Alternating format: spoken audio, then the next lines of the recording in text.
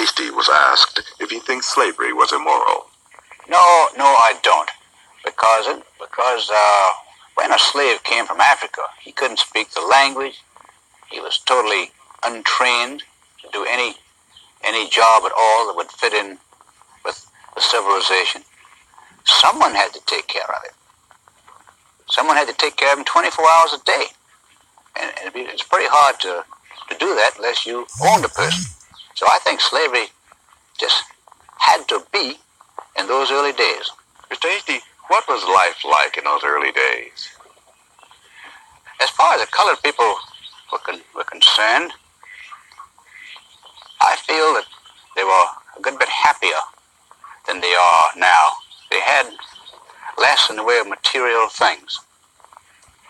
But I can remember back in the 20s, when I was a small boy, they were always singing at their work. They had a great sense of humor. Now today, they just don't seem to care much about that as they used to. And I think they've lost their sense somewhat, which I deplore. What do you think are the differences between the races? I think there's a refusal to accept responsibility. I think there's a lack of motivation. I've tried here to promote people to foremen, superintendents, but they just refuse to do it. They just don't want the responsibility. They don't worry like the white man. If they have troubles, they go to sleep and wake up the next morning, and that trouble is over. Is it possible that white people have something to do with the lack of ability for blacks to assimilate into this culture? Absolutely. White man has certainly been prejudiced and to quite an extent unfair. But customs die awful hard. It takes a long time, and everyone knew years ago that the Negro would have to be given equality. But in the South, knowing Negroes as we think we do, we realize it would take time. It's been compared to straightening teeth. It takes a slow, steady pressure. You can't do it with a hammer. And white people's attitudes will change in time. I'm a lot more liberal than I was 5 years ago, and I know I'll be a lot more liberal 5 years from now, and I think almost everyone else is in that category. What has tended to make you more liberal? Well, realization that the Negro is a human being like anyone else. Mr. Hasty, what did you think we were before you began to think of us as human beings? Well, in a way, we thought of you almost as a very superior pet. Something, or rather someone, we had to take care of, because we had to do so much of their thinking for them. We had to do almost everything for them, except living their own lives. Anything outside, we had to do for them. If masters did the thinking for slaves, it is not recorded who did the thinking for masters. Most Southerners didn't even own slaves, but they became victims of the glamour surrounding big plantations. Today, there is talk of equality in the future, but it is the romance of the unequal past that still infatuates and torments much of Charleston. For blacks, that past is a little thin on romance. It is true that in a home like this one, Scarlett O'Hara might have lived. And a home like this might have contained an overseer like Simon Legree.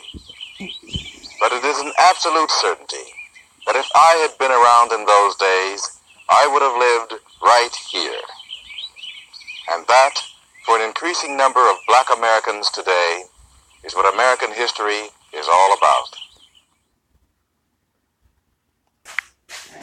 Ka halal Yahweh by Yeshua Yahweh by Yeshua Kalkadash.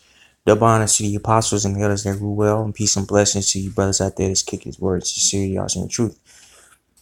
As you can see by the vid that I just showed, and Salaki for all that, the embrace your black and all that, we don't call ourselves black here. Also, that's just a color that was made that was given to us by the so-called white man. But as you can see, the Edomite, the devil that was in that video, he considered us to be less of humans. And this is a beautiful example of that pseudoscience that we here at GMS like to bring out often. And a part of that pseudoscience was the concept of eugenics. That eugenics is the science of improving a human population by controlled breeding to increase the occurrence of desirable heritable characteristics developed largely by Francis Galton as a method of improving the human race. It fell into disfavor only after the perversion of its doctrines by the Nazis. And now it's perversions when it happened to Amalekites. You see that? You see how these people play? But here you have it is you have this Edomite. He coined us as less of humans, you know what I'm saying, as inferior to him, And why is that? It's because his people were set up, to be the whipping stick for the Most High. And a part of that, the tool in which he would use to put us into hardcore bondage was that tongue, you see. And so he would use, these terms like eugenics and, terminology is another example, actually the concept of anthropology. You use all these things to basically place us at the bottom of the social totem pole, a caste system, if you will, and to put himself up as the master race. And all the other nations have accepted this man's caste system, if you will. Okay. Psalms 83:2, for lo, thy enemies make a tumult, and they that hate thee have lifted up the head. They have taken crafty counsel against the people, and consulted against the hidden ones. They have said, come, and let us cut them off from being a nation, that the name of Israel may be no more in remembrance. And this is what the so-called white man has tried to do with his lies, you see, with his policies, right? And with his religions and his, again, his pseudoscience. He tried to cut us off. But see, we are in the latter days in which the nation of Israel is rising up, and we are going to overcome him by Yahweh Shai's testimony. You see, so there's nothing this man can do that can stop the will of the Heavenly Father, although he has tried for centuries to cut us off of being a people. That's why you have guys like Vocab Malone. As we rise up, he tries to put us in the category of, angry black man and terrorist, right?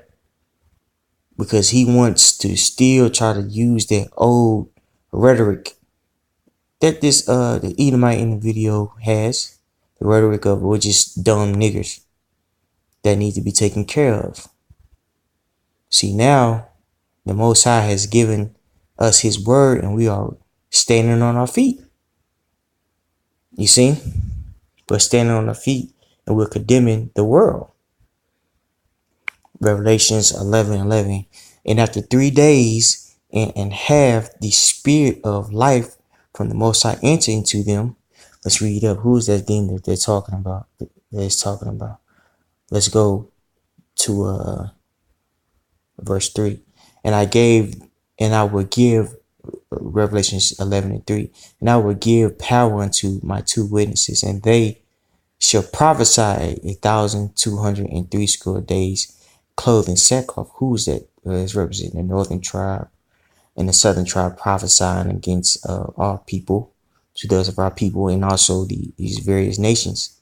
You see, but once you read down, we were taken down, right? We were made no people due to the law, due to the curses, because we were following the law, statutes, commandments. The Most High gave us this understanding, you see, and guess what? We are standing on our feet now. We're standing on our feet, and what are we doing? We're condemning these Edomites, which is prophesied to be this last captivity before Yahweh comes, and we will reign on the earth. Revelations 11:11. And after 3 days and half, the spirit of life from the Most High entered into them, and they stood upon their feet, and great fear fell upon them which saw them. And that's right. Fear is in the mix of these people, in particular guys like Vocab alone, because they understand that we have the true understanding of Yahweh by Shem Yahweh Shai.